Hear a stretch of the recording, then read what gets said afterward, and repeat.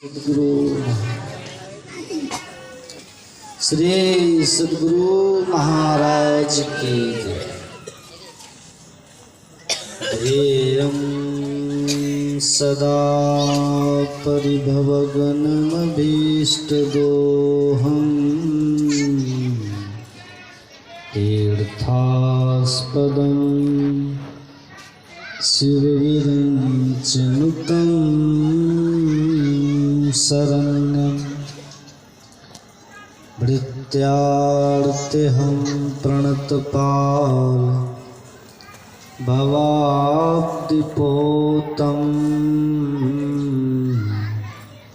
वन्दे महापुरुष ते चरणारविन्दम् अखण्डानन्दबोधाय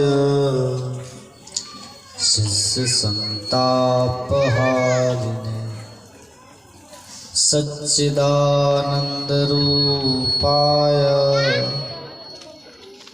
रामाय गुरुवे नमः। बोलिए प्रेम से श्री सद्गुरु महाराज की जय। मंचासीन पूज्य गुरुजन, पूज्य माताओं, धर्म प्रेमी सज्जनों, पूज्य महर्षि संत श्री परमानंद महाराज के जन्मदिन के अवसर पर उपस्थित होकर संतों के कल्याणकारी वचनों को सुन रहे। महापुरुषों ने कहा है, जन्म देने में माता पिता कारण होते हैं, इसलिए पुत्र को माता पिता की सेवा करनी चाहिए। लेकिन धर्म क्या है, अधर्म क्या है, इनका ज्ञान देने वाले सच्चे सद्गुरु होते हैं। इनकी पूजा, इनकी सेवा विशेष रूप से होनी चाहिए। ऋषि कहते हैं, जन्म हेतु पितरो पूजनीयो प्रियतमतः, जन्म हेतु ही पितरो पूजनीयो प्रियतमतः, गुरु विशेष तो पूज्यो धर्माधर्म प्रदर्शक। ऋषि कहते हैं, इसी वाक्य को चरितार्थ हमारे पूज्य महर्षि संत श्री परमानंद जी महाराज ने चरितार्थ किया है, जिनकी जयंती हम सभी लोग यहाँ मना रहे हैं। जब तक घर में रहे, माता पिता की सेवा की, इस बात को बढ़िया से समझे। गुरु विशेष तो पूजियो धर्माधर्म प्रदर्शक। गुरु की पूजा विशेष रूप से करनी चाहिए। घर का परित्याग करके फिर गुरु की सेवा में आए। और आप लोग सुन रहे थे, पहले भी आप लोग सुने होंगे, महर्षि संत श्री परमानंद जी महाराज लगभग अपने पूरे जीवन में 46 वर्षों तक सद्गुरु महाराज की लगातार सेवा। ये कोई साधारण पुरुष नहीं। कहा जाता है, कोई अपने जीवन में एक बार संत का दर्शन कर ले तो उनका पाप खत्म हो जाता है। आज जो लगभग 30 वर्षों तक संत के सानिध्य में 46 वर्षों तक रहे, वो कितने पवित्र हो। गुरु महाराज के लाखों शिष्य हैं देश और विदेश में, और सबों ने अपने अपने क्षमता योग्यता के अनुकूल सेवा की है और कर रहे, आगे भी करेंगे। लेकिन हमारे महर्षि संत श्री परमहंस जी महाराज जी ने जो श्रेष्ठता पाई है, जो उच्चता पाई है, जो महानता पाई है, इससे लगता है कि हुजूर श्री ने गुरु महाराज जी के कहे अनुकूल बिल्कुल हूबहू सेवा किया। हमारे सतगुरु महाराज जी किस तरह से सतगुरु की सेवा करने के लिए कहते हैं, पदावली में पढ़िएगा। हमारे गुरु महाराज लिखते हैं, तन मन धन को अर्पी गुरु पद सेव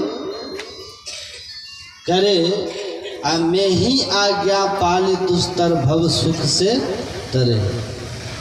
यहाँ सतगुरु महाराज कहते हैं जो तन से भी सेवा करे, मन से भी सेवा करे और धन से भी सेवा करे। दूसरी जगह एक और चीज जोड़ देते हैं हमारे गुरु महाराज जी, पढ़िएगा। दूसरे पद में वे लिखते हैं, तन मन धन आत्म तीन के पद अर्पी बचो यम फेरा।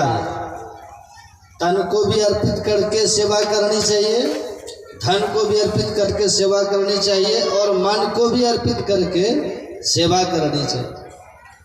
इस तरह से यदि कोई सेवा करे तो वही श्रेष्ठता को पाते हैं, महानता को पाते हैं। आज हमारे पूज्यपाद जिनके नाम पर पूरे देश में कई जगह पर लोग बड़ी श्रद्धा से उनकी जयंती मनाते हैं और यहाँ भी कितने लोग हम सब मिल करके यहाँ बड़े धूमधाम से मना रहे हैं। तो इससे लगता है कि हमारे पूज्यपाद महर्षि संत सेवी जी ने जिस तरह से परमाराज सदगुरु महाराज ने सेवा करने की बात कही है, ठीक उसी तरह से हूबहू इन्होंने सेवा की है, जिससे ये श्रेष्ठता इनको मिली। इनकी आकृति गुरु महाराज के मस्तिष्क स्वरूप थे, ये तो सब जानते हैं, लेकिन जो इनके साथ में रहते थे उनको पता है कि उनकी प्रकृति भी और प्रवृत्ति भी गुरु महाराज की तरह ही थी। जैसे वो कृपालु थे, जैसे गुरु महाराज दयालु थे, क्षमावान थे, ऐसे पूज्यपाद महर्षि संत सेवी जी थे और दीन दुखियों पर कृपा करना इनका स्वभाव। एक वहाँ प्रकांड विद्वान थे, क्या नाम था, गिद्धौर, कुल वर्ग के थे, उच्च कुल वर्ग के थे। उच्च कुल वर्ग के होने के नाते बहुत ऊंचाई तक उन्होंने पढ़ाई भी की थी। कई विषय में उन्होंने एमए और पीएचडी करके रखे हुए थे। तो सुनने किसी का सत्संग नहीं जाते। वहाँ के मंत्री ने बहुत आग्रह करके उनको बुलाया, कहा क्या सुनने जाएंगे, न किसी को हिंदी बोलने आता है न कुछ बोलने आता है, क्या सुनूंगा उनका प्रवचन। संत मत के ऐसे बहुत सारे साधु हैं, जानता हूँ। मंत्री ने कहा, एक बार इनके सत्संग में आप पधारिए हुजूर श्री के। उस समय महर्षि संत सेवी ब्रह्म जी महाराज को महाप्राज्ञ कहा जाता था। तो वो आए, आगे में उनको जगह दिया गया बैठने के लिए। केवल वो गलती को पकड़ने के लिए आगे में बैठी हुई, तो कुछ नहीं, उनको सुनना नहीं था। जब उन्होंने प्रवचन को सुना तो वो व्यक्ति खुद कहते हैं कि एक एक अक्षर को हमने सुना, देखा कहाँ फुल स्टॉप, कहाँ कोमा लगना चाहिए, कहाँ हर्षी का दीर्घी का प्रयोग होना चाहिए। इतना नापा तोला आज दिन तक मैंने किसी विद्वान को नहीं देखा, पहली बार देखा। तो ऐसे अद्वितीय महापुरुष जो कि संत मत में अभी देखने को मिलता नहीं है, तो उनकी आज महापरिनिर्वाण दिवस है। उन्होंने जो अपने गुरु को जो आदर सम्मान दिया वो भी एक अद्वितीय है। कि गर्भोपनिषद में लिखा है, आदि ग्रंथों में भी लिखा है कि 10 महीने का जब बालक 9-10 महीने का जब वो होता है तो उसके संपूर्ण अंग पूर्ण हो जाते हैं। वह संसार में माँ के गर्भ से आने के लिए तैयार रहता है। तो ईश्वर उसको दिव्य दृष्टि देते हैं। उस दिव्य दृष्टि से एक दिव्य दृष्टि की चर्चा आप लोग रामायण में पढ़ते हैं श्री गुरु पद नख मणिगण ज्योति सुमिरत दिव्य दृष्टि ही होती। उगरे विमल विलोचन ही के अमिटहि दोष दुख भव रजनी के सूझहि रामचरित मणि मानिक गुपुत प्रगट जे जहि खानिक यथा सुवंजन आज दृग साधक सिद्ध सुजान कौतुक देख शैल बन भूतल भूरि निधान।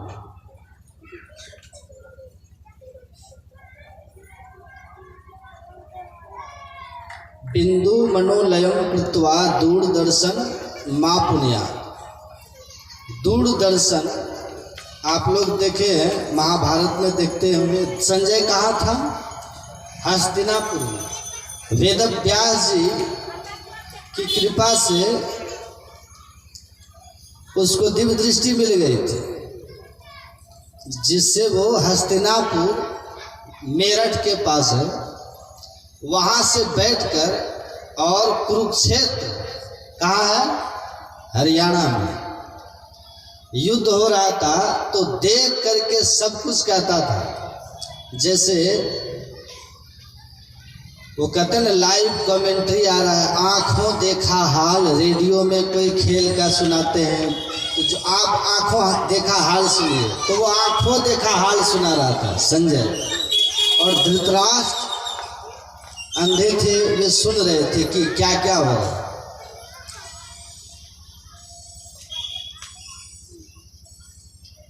तो जो अंतर साधन करते हैं, श्री गुरु पद नख मणिगण ज्योति, जो अपने अंदर में पदनख क्या है? दृष्टि की युगल धारों को एक बिंदुता तक जो पहुंचा लिया, उसकी ये बंद दृष्टि खुल जाती है। गुरु भेद देवे सा खुले बंद दसम द्वार, वो 10वां द्वार उनका खुल जाता है, शिव नेत्र उनका खुल जाता है, उसको दिव्य दृष्टि हो जाती है।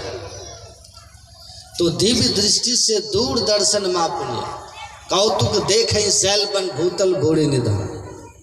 धरती के नीचे, पहाड़ के अंदर, और इतना ही नहीं, जानहि तीन काल कर ज्ञान, तीनों काल का उसको ज्ञान होता है।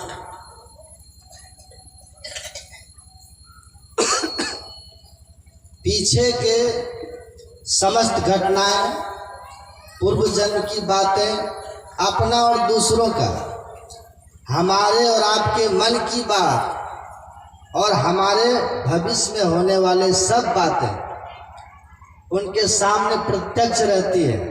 जैसे हथेली में प्राप्त वस्तु आप प्रत्यक्ष देखते हैं, और इसके साथ साथ कौन से लोक में क्या हो रहा है, यहाँ से बैठे स्वर्ग, ब्रह्मलोक, गोलोक सब का दर्शन करता है। दिव्य देवों से लेकर दिव्य लोकों का दर्शन उसको होता है, जब दिव्य दृष्टि जब खुल जाती है। तो परमात्मा उस जीव को गर्भ में उस क्षण दिव्य दृष्टि देते हैं अपने जन्मों को देखने के। तो वो देखता है अपने पीछे के जन्मों। पूज्यपाद महर्षि संत श्री परम जी महाराज इस बात को प्रायः सुनाते थे। एक दिन उनसे किसी ने पूछा, हुजूर आप देखते हैं कि नहीं? तो पूज्यपाद महर्षि संत श्री परम जी महाराज हंसने लगे, और हंस के वो भी रह गए, कुछ उन्होंने कहा नहीं, लेकिन हंसी में उनका एक विश्वास था।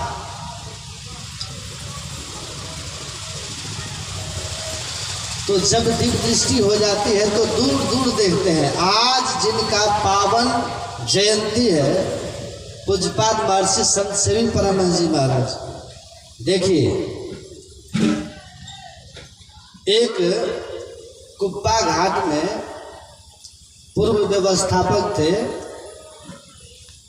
उनका पुत्र किसी काम से विदेश गया था और बोला कि जाकर आपको हम फोन करेंगे, आपको जाकर हम फोन करेंगे। ये प्रसंग लिखा हुआ है, छपा हुआ भी है पुस्तक में। लेकिन उनका पुत्र विदेश में था।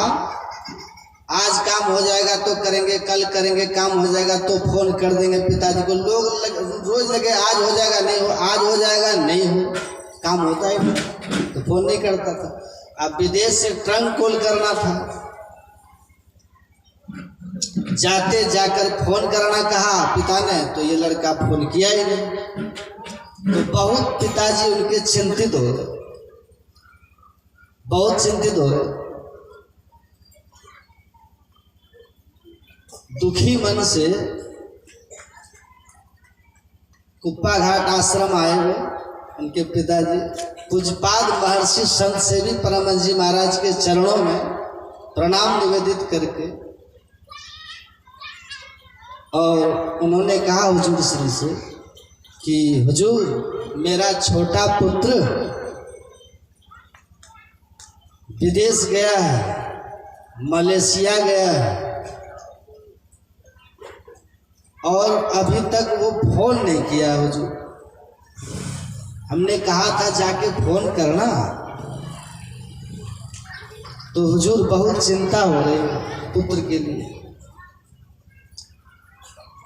तो पूज्य महर्षि संत सेवी परमहंस जी महाराज पूछते हैं कि मलेशिया किस दिशा में है हो? तो कहा पूर्व दिशा में। कहा अच्छा।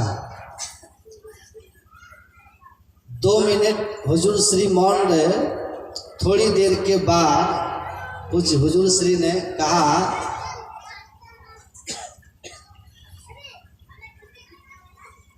कि आपका मोबाइल कहाँ है? तो उन्होंने कहा मोबाइल हुजूर रूम में चार्ज में लगा के आया। छोटा वाला पहले मोबाइल होता था, वीडियो कॉलिंग वाली बात नहीं थी उससे, व्हाट्सएप का भी जमाना नहीं था कि मैसेज डाल दे।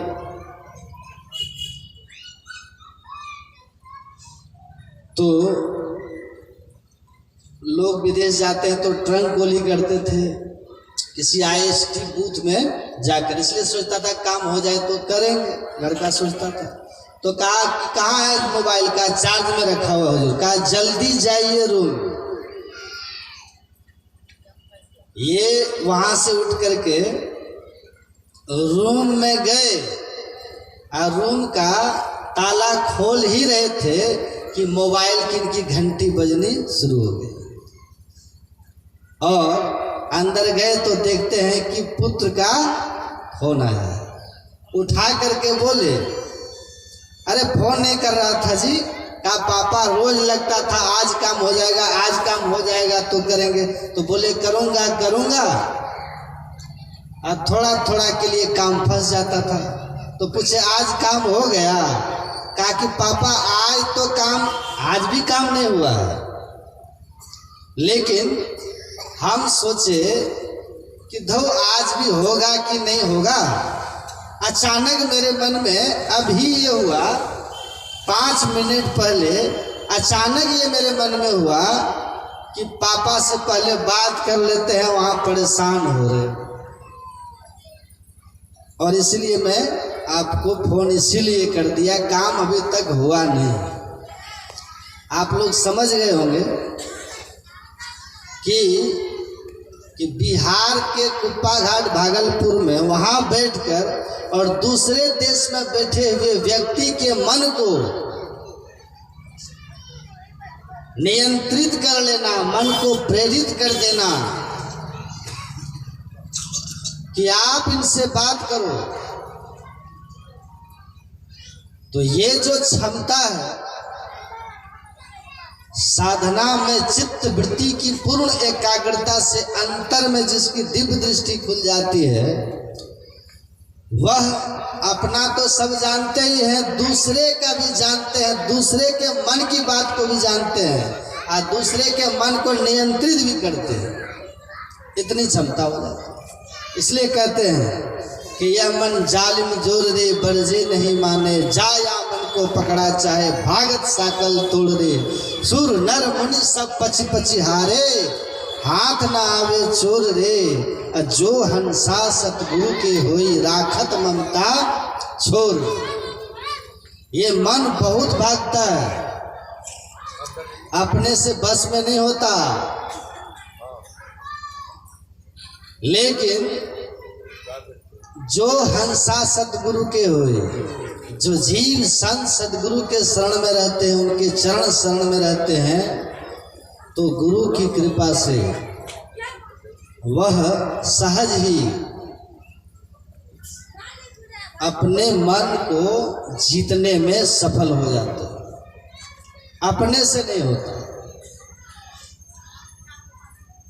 अपने से संभव ये नहीं है, लेकिन केवल गुरु के भरोसे भी बैठ करके रहने से संभव नहीं। महर्षि अरविंद बहुत बड़े महापुरुष हुए। पहले वो स्वतंत्रता सेनानी थे, महर्षि अरविंद घोष, नाम सुने होंगे। बाद में उनको वैराग हुआ तो वो सन्यासी हो गए। बहुत ऊंचे सन्यासी संत थे।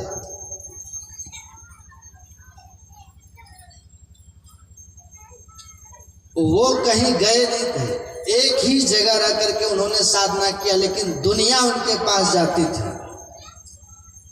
खिला फूल तो भंवरे, आप ही आप आते हैं। तो महर्षि अरविंद ने अपनी एक पुस्तक में लिखा है, your endeavour fast then his grace. पहले आपका प्रयास और तब उनकी कृपा मिलती है, तो ये मन जीता जाता है। और जिसने मन को जीता, मन को स्थिर किया, बंद कर पलकों को ओ कर मन की छटपट अंतरे, आ मध्य सन्मुख बिंदु झल के लक्ष्य तह से पंथ रे। जो गुरु प्रदत्त युक्ति से लगनशील होकर साधन करेगा, तत्परता तत्पर संयंत्रेंद्रिय, इंद्रिय संयमी बन करके तत्परता से जो साधन करेगा, वो इस मन को स्थिर करने में, दशम द्वार में केंद्रीभूत करने में और 10वें द्वार में केंद्रीभूत कर 10वें द्वार को खोलने में दिव्य दृष्टि प्राप्त करने में वो सफल हो। लेकिन प्रयास आपका होना चाहिए। हमारे गुरु महाराज जी ने लिखा है कि सत्संग, ध्यान, सदाचार और गुरु की कृपा। सत्संग, ध्यान, सदाचार और गुरु की कृपा, ये 4 चीजें जब आ जाती है तो साधक अपने परम लक्ष्य को प्राप्त करता है। इन चारों में गुरु की कृपा सबसे विशेष है।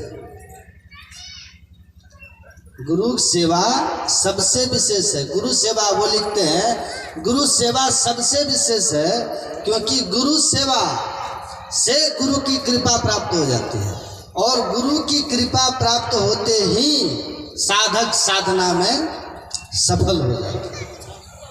तो गुरु सेवा से गुरु की कृपा मिलती है, और बाकी सब चीज़ें उनमें आ जाती है। जैसे ही गुरु की कृपा होगी, सत्संग में आपका मन रमने लगेगा, आपका जीवन संयम सदाचारमय हो जाएगा, और साथ ही साथ ध्यान में आपका मन लगने लगेगा, और ध्यान की सफलता आप प्राप्त कर लेंगे। तो गुरु की सेवा और मन को बस में करना, अंतर जगत में प्रवेश कर जाना, बैठे बैठे दुनिया को अपने अंदर में देखना, संपूर्ण ब्रह्मांड को खुद में ही देख लेना, ये सब चीज दिव्य दृष्टि की प्राप्ति से साधक के अंदर में आ जाती है।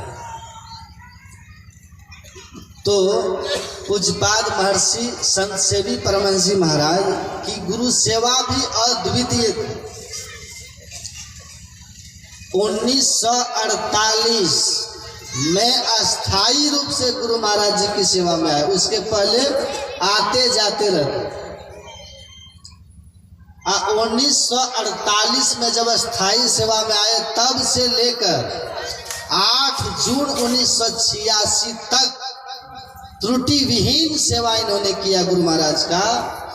और इनकी गुरु सेवा से हमारे गुरु महाराज इतने प्रसन्न थे कि महर्षि संत सेवी जी को कहते थे कि आपके बिना हमारा नहीं बनेगा। क्यू और यू अंग्रेजी में जहाँ क्यू लिखते हैं वहाँ यू लिखते हैं एक साथ, तो कहते थे क्यू यू का संबंध है, हम जहाँ रहेंगे आप वहीं रहिएगा। साथ ही साथ अपना मस्तिष्क कहते थे गुरु महाराज कि हमारे मस्तिष्क है।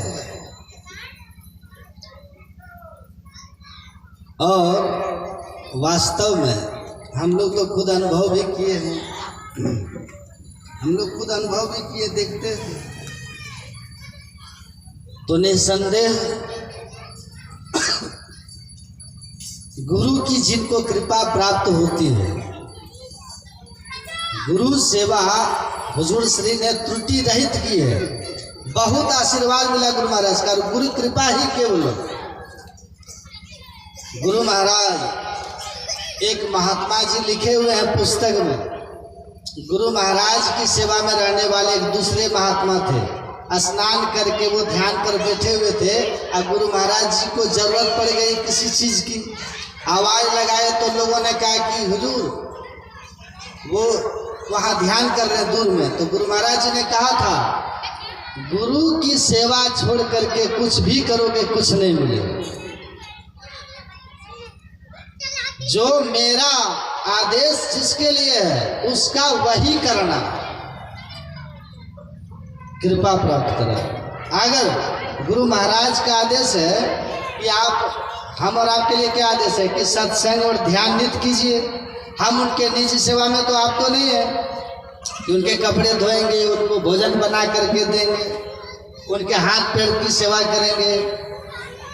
तो शारीरिक सेवा तो सब नहीं कर सकते, लेकिन गुरु का जो आदेश है उस आदेश को आत्मसात कर लेना। हमारे लिए आदेश क्या है कि सत्संग ध्यान करना और संयम सदाचार में रहना, ये आदेश है गुरु का।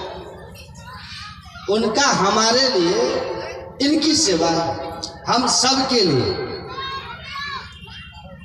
पूज्यपाद महर्षि संत सेवी जी महाराज को गुरु महाराज कहते थे मेरी सेवा ही आपकी तपस्या है।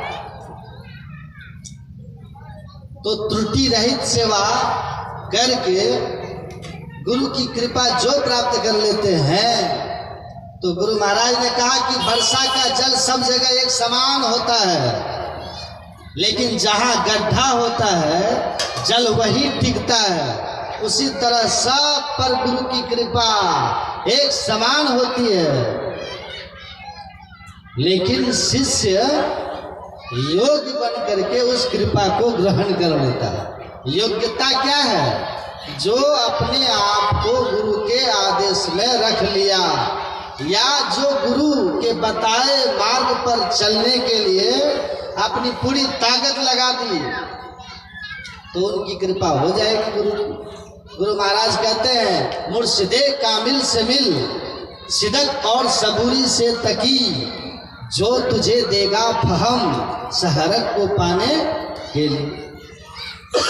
गुरु महाराज जी ने कहा पूरे और सच्चे गुरु के शरण में कैसे जाना चाहिए? सिदक और सबूरी से तकी, सच्चाई और संतोष। सच्चाई और संतोष। संतोष क्या है? सच्चाई तो आप लोग समझते हैं, कोई भीतर छल कपट नहीं।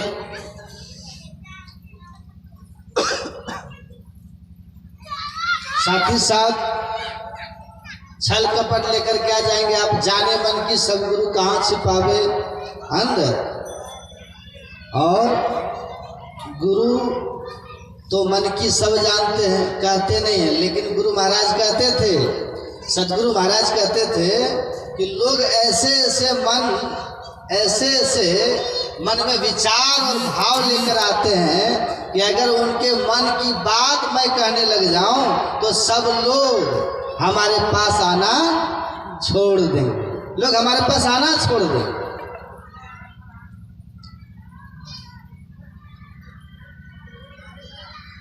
तो हम मन में छिपा भी क्या सकते हैं गुरु से, जानते हैं कहते नहीं हैं। रामकृष्ण परमहंस कहते थे संसारी लोगों का जो हृदय होता है ना, वो शीशे की अलमारी में रखी हुई वस्तु की तरह होता है। शीशे के अंदर रखी हुई वस्तु को आर पार देख लेता है आदमी, वैसे ही संत आपके मन की, आपके हृदय की स्थिति को आर पार देखते, उनसे कुछ छिपता नहीं। लेकिन उनको पता है कि अनेक जन्मों के, अनेक योनियों का संस्कार लेकर के वो इस संसार में आया है। अनेक योनि के, अनेक जन्मों के संस्कार है, इसीलिए अनेक योनि और अनेक जन्म के संस्कार के कारण ये जीव संसार में आया है। तो उसका प्रभाव संत तो देखते हैं, परखते हैं, जानते हैं। अनेक योनि और अनेक जन्मों के संस्कार है। तो जहां अनेक योनि और अनेक जन्म का संस्कार इसके अंदर में है, जीव के अंदर,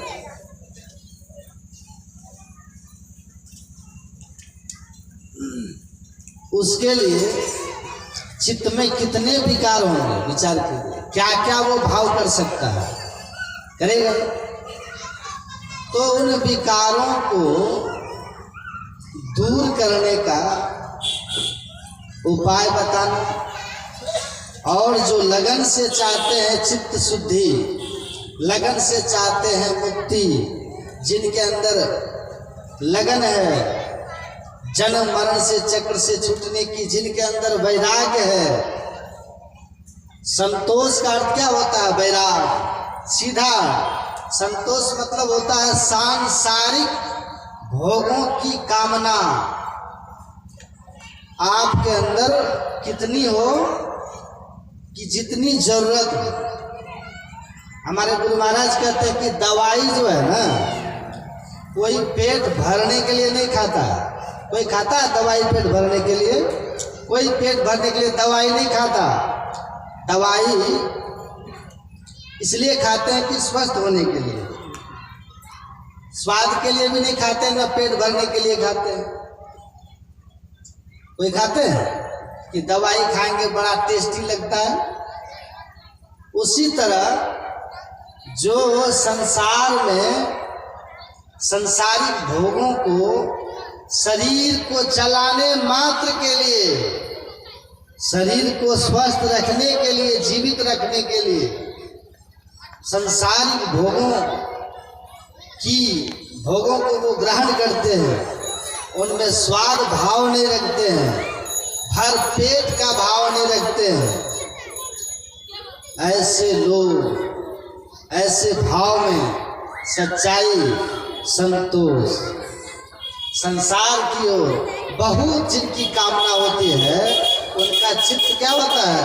रुकता नहीं है। पूज्यपाद महर्षि संतसेवी जी महाराज इस बात को बार बार दोहराते थे कि मानव जीवन की सार्थकता भगवत भक्ति की मादकता में है, भोगों की बहुलता में नहीं। मतलब आपके जीवन में कितना भी भोग हो,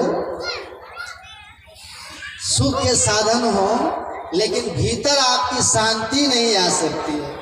भीतर की शांति के लिए, सुकून चैन के लिए आपको भगवत भक्ति करनी होगी, आपको ध्यान करना होगा, आपको अपने मन को संसार के राजसी तामसी वृत्तियों से ऊपर उठाना होगा,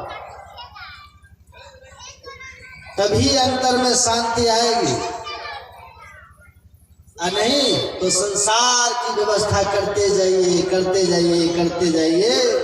बोर्डमैन नाम की पुस्तक में लिखा है, expecting spiritual bliss and happiness from this unchangeable and perishable world is just like deceiving oneself। इस नाशवान अपरिवर्तनशील जगत और इनके पदार्थों से स्थिर सुख पाना, ऐसा कामना करना, ऐसी अपेक्षा रखना अपने आप को धोखा देना, अपने आप को धोखा देना। This is the rule. You get permanent happiness with permanent things। जो शाश्वत थिंग है, वस्तु है, सदा रहने वाला वस्तु है, उसी से सदा रहने वाला आनंद सुख शांति मिलेगी। और जो टेम्पररी है, कहते हैं ये नियम है कि जो टेम्पररी है, नाशवान है, उससे टेम्पररी नाशवान सुख मिलेगा। तो भोग जो है वो नाशवान है, ईश्वर अविनाशी है। तो अविनाशी ईश्वर को पाकर ही अविनाशी सुख प्राप्त होने वाला है। नाशवान पदार्थों से नाशवान सुख मिलेगा, मतलब क्षण ही फुलावत क्षण मुरझावत, जैसे दिन के बाद रात, रात के बाद दिन, वैसे ही संसार का सुख होता है। तो संसार के सुख को अगर आप अपने जीवन का लक्ष्य बनाएंगे तो आप दुखी रहेंगे। कुछ बात महर्षि संजीव जी कहते थे। तो परमात्मा से प्रतिज्ञा किए हैं हम लोग, भगवत भक्ति की मादकता जो में हुजूर श्री कहते हैं, क्या कहते हैं कि जीवन की सार्थकता किसमें है? किनका जन्म लेना सार्थक है मनुष्य शरीर में? यही तनकर फल विषय न भाई, भगवान श्री राम ने कहा। यही बात तो शंकराचार्य जी महाराज कहते हैं कि जन्म लेना उनका सार्थक है जो ईश्वर से की प्रतिज्ञा को पूरा किया। वो 10वें मास गर्भ में जब उसको परमात्मा की कृपा से दिव्य दृष्टि होती है तो वो देखता है कि कौन कौन जोनी में मैं गया हूँ, क्या क्या दुख उठाया हूँ। और ईश्वर की कृपा से अब मनुष्य शरीर में है तो कहाँ है? माँ के गर्भ में है। और माँ के गर्भ में उल्टा लटके हुए। बहुत कष्ट होता है गर्भ में बच्चे को, तो यहाँ उल्टा लटके हुए।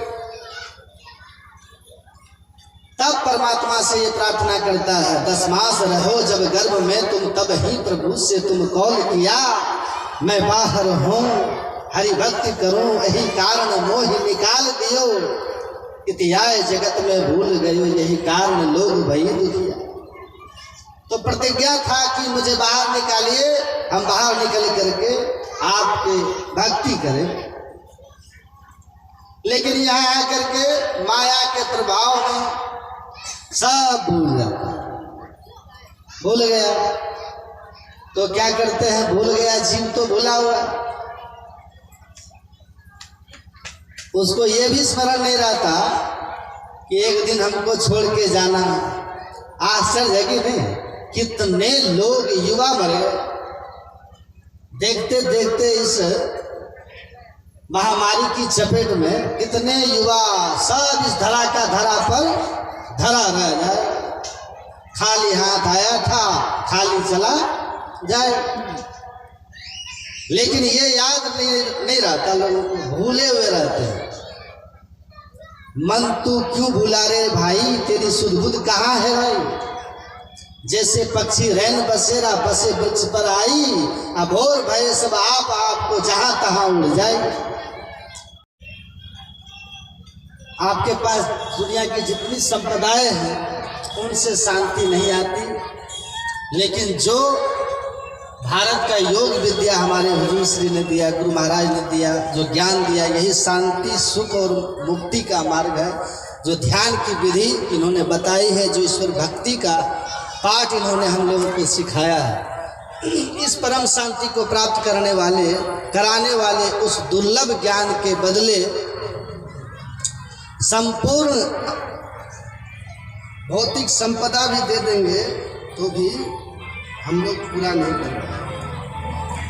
तो इन्हीं शब्दों के साथ हमारे श्याम सुंदर शाह जी, हमारे तीर्थंकर बाबू, इनकी बहन है किरण माता जी, आदरणीय हमारे श्याम सुंदर बाबू शाह, जिनके यहाँ हम लोग सत्संग किए, साधु महात्माओं को इन्होंने बुलाया, बड़ा सम्मान किया, कितनी अच्छी व्यवस्था यहाँ इन्होंने की हुजूर श्री के जयंती के अवसर पर। तो बहुत बहुत धन्यवाद, साधुवाद, जो इन्होंने ज्ञान यज्ञ कराया।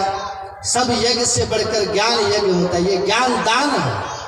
इन्होंने व्यवस्था की, बुलाया और आप सब लोगों को सुनवाया, ये सबसे बड़ा पुण्य का काम किया। बड़ी श्रद्धावान है ये, और इन लोगों ने इतना बढ़िया आयोजन किया। सबको बहुत बहुत धन्यवाद। और आप लोग जो सत्संग सुनने के लिए आए, आप लोगों को भी बहुत बहुत साधुवाद। मैं बड़ा प्रसन्न हुआ आप लोगों की उपस्थिति से। यहाँ आकर के आप लोग बड़े श्रद्धावान हैं। गुरु महाराज से प्रार्थना करता हूँ सब खुश रहे, आनंद से रहे, और इसी तरह गुरु भक्ति आप लोग संसार को दिखाते रहें। बोलिए प्रेम से श्री सद्गुरु महाराज।